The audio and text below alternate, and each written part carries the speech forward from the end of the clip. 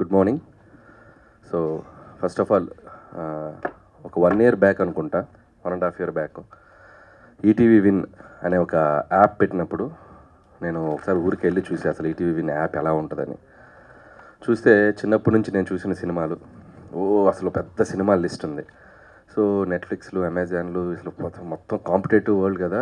అసలు వీళ్ళు ETV win యాప్ని ఎలా ముందుకు డ్రైవ్ చేస్తారు అనుకునే 1.5 year గ్యాప్లోనే టోటల్గా అసలు మార్కెట్లో ఈటీవీ విన్ అనేది తనకంటూ ఒక డిఫరెంట్ ఇమేజ్ క్రియేట్ చేసుకుంది.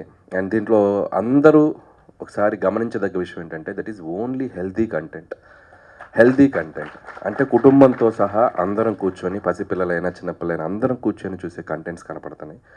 సో దానికి వాళ్ళ టీంని నేను అప్రిషియేట్ చేస్తున్నాను.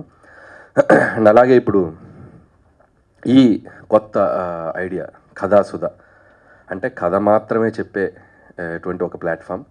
అంతేకాకుండా ఎంతోమంది యంగ్స్టర్స్కి, కొత్త వాళ్ళని ఇండస్ట్రీకి పరిచయం చేసుకోవడానికి, వాళ్ళలో ఉన్న ఒక టాలెంట్ని ఒక వెండి తెరకి పరిచయం చేయడానికి అందరికీ ఉపయోగపడేటువంటి ఒక మంచి ఆలోచన ఇది. అండ్ దీంట్లో ఒక గొప్ప విషయం ఏంటంటే సాధారణంగా ఈ బుల్లితెర నుంచి మనం వెండి తెరకి వెళ్తుంటాం. ఎంతోమంది ఇక్కడ ఏదో మనం చూపించి యూట్యూబ్లోనో షార్ట్ ఫిల్మ్స్లో చూపించి ఒక బిగ్ స్క్రీన్కి రావాలని చాలామందికి ఒక డ్రీమ్ ఉంటుంది. కానీ సో ఇలాంటి వాళ్ళందరినీ ఇన్స్పైర్ చేయడానికి వెండి తెర మీద దర్శకేంద్రుడు ఉన్నటువంటి ఒక కె రాఘవేంద్రరావు గారు కూడా దిగి వచ్చి ఒక యంగ్ డైరెక్టర్ లాగా ఎప్పుడేదో కొత్త అవకాశాలు తీసుకుని ఏదో కొత్త ఫిలిం తీసినట్టు ఏదో ఇక్కడ వచ్చి నిలబడి యంగ్ టీమ్ తోటి నిలబడి ఆయన మాట్లాడుతుంటే నాకు చాలా ఇన్స్పైరింగ్ అనిపించింది. అంటే మనం సాధించింది ఏదో ఒక 5 సినిమాలు తీసేసి ఇట్లు కొట్టాం కాదురా బాబు, ఇంకా అసలు ఆయన చూసి ఇంకా ఎంత నేర్చుకోవాలి, ఎంత గ్రౌండెడ్గా ఉండాలి, ఎంత డౌన్ టు ఎర్త్ ఉండాలి, సినిమా నుంచి ఇంకా నేర్చుకోవచ్చు.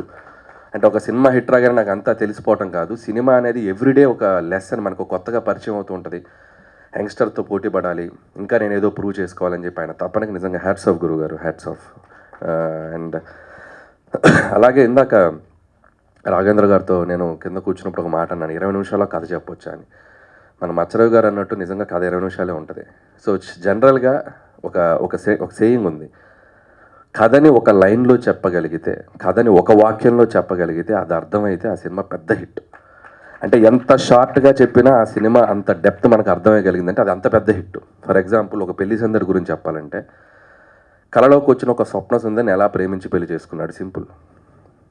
అది అంత బాగా అర్థమైంది కాబట్టి సినిమా అంత పెద్ద హిట్. ఒక ఘరానా మొగుడు ఒక పొగరెక్కిన భార్యని ఒక సాదాసీదా ఒక మెకానిక్ ఎలా దారిలో పెట్టుకున్నాడు. ఒక జగదేగుడు అతిలో సుందరు, దైవశక్తితో పాటు మానవ శక్తి కూడా అంతే ఈక్వల్ అన్నది చెప్పి, అట్లా ప్రతి కథని ఎంత సింప్లిఫైడ్గా మనం చెబితే అర్థం అవద్దు, అది అంత గొప్ప కథ అవుతుంది, అంత పెద్ద హిట్ అవుతుంది. ఎందుకంటే కింద ఉన్న కామన్ మ్యాన్ కూడా అర్థమయ్యేంత ఈజీగా ఉండాలి కథ. ఎప్పుడు దాని చుట్టూ మనం ఎంత హడావిడి చేస్తాం, ఎంత స్క్రీన్ ప్లే చేస్తాం, ఎంత మేకింగ్ హడావిడి చేస్తాం అనేది తర్వాత secondary thing.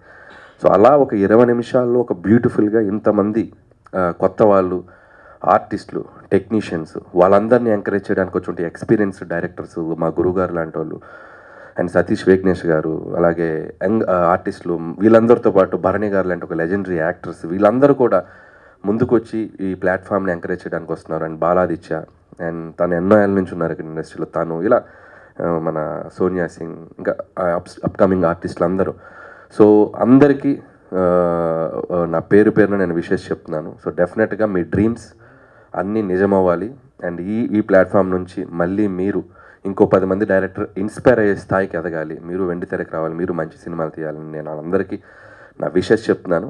And once again ఈరోజు ఈ ప్రోగ్రామ్ నన్ను పిలిచినందుకు గురువు గారికి thank you so much. And రేపు మళ్ళీ మార్నింగ్ కలుస్తున్నాం మనం.